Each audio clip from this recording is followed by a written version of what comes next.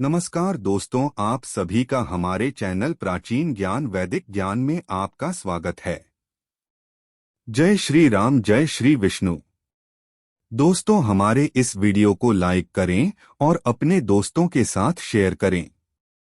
दोस्तों, भगवान श्री राम अयोध्या के राजा दशरथ और रानी कौशल्या के पुत्र थे। ऐसा माना जाता है कि राम नवमी के दिन ही भगवान श्री राम का जन्म हुआ था।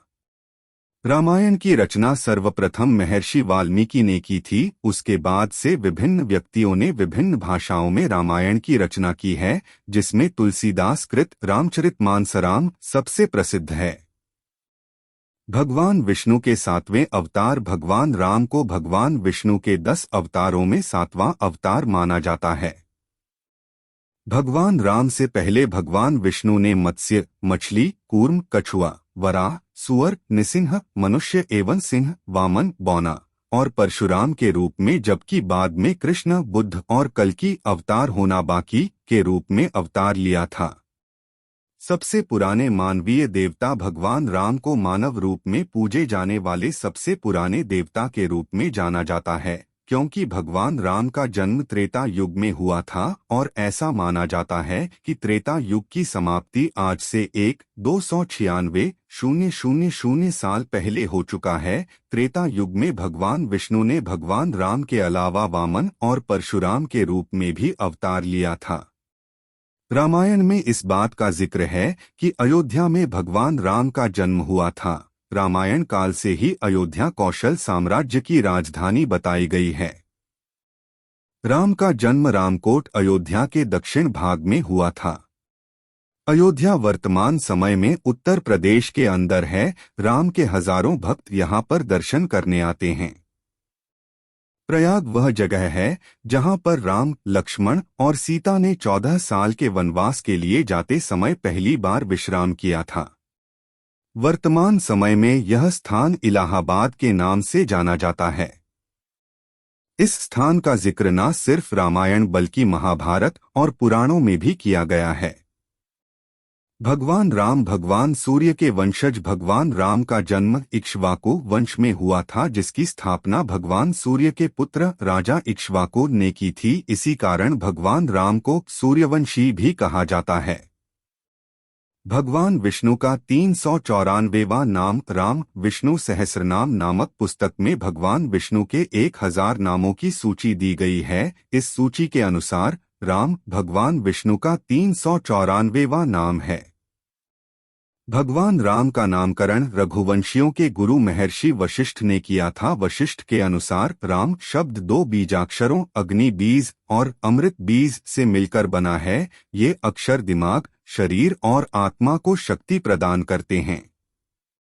राम नाम का 3 बार उच्चारण हजारों देवताओं को स्मरण करने के समान महाभारत में वर्णित है कि एक बार भगवान शिव ने कहा था कि राम का नाम 3 बार उच्चारण करने से 1000 देवताओं के नामों का उच्चारण करने के बराबर फल की प्राप्ति होती है। आपको यह जानकर आश्चर्य होगा कि भगवान शिव भी ध्यानावस्था में भगवान राम के नाम का ही उच्चारण करते हैं।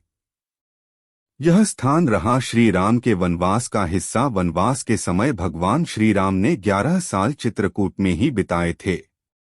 यह चित्रकूट भी भारत में आज पर्यटन का और भक्ति का एक प्रमुख स्थान माना जाता है। वर्तमान समय में चित्रकूट मध्य प्रदेश और उत्तर प्रदेश के बीच में स्थित है। यहाँ पर भगवान श्री राम के कई सारे मंदिर मौजूद हैं। भगवान राम को युद्ध में पराजित करने वाला भगवान हनुमान ने काशी के राजा ययाति की रक्षा के लिए भगवान राम से युद्ध किया था। ऋषि विक्रमादित्य के आदेश पर भगवान राम काशी के राजा को मारने के लिए आए थे। भगवान हनुमान ने काशी राजा की सहायता करने के लिए युद्ध में भगवान राम का नाम जपना शुरू कर दिया था। इस वजह से भगवान राम के तीरों का हनुमान पर कोई असर नहीं हुआ था और भगवान राम को अपनी हार माननी पड़ी थी। राम सेतु का निर्माण एवं लंबाई राम सेतु का निर्माण वानर सेना द्वारा किया गया था, जो तमिलनाडु के रामेश्वरम से शुरू होकर श्रीलंका के मन्नार तक बनाया गया था। इस पुल के मुख्य शिल्पी नल और नील थे। इस पुल की लंबाई लगभग 30 किलोमीटर थी और इसे बनाने में 6 दिन का समय लगा था। यहाँ हुई श्री राम और हनुमान जी की पहली मुलाकात।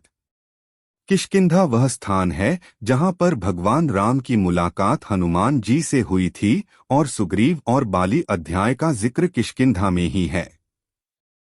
कर्नाटक के अंदर वेलोरी और कोपल के आसपास किष्किंधा मौजूद है। किष्किंधा के नाम से रामायण में पूरा एक अध्याय भी लिखा गया है।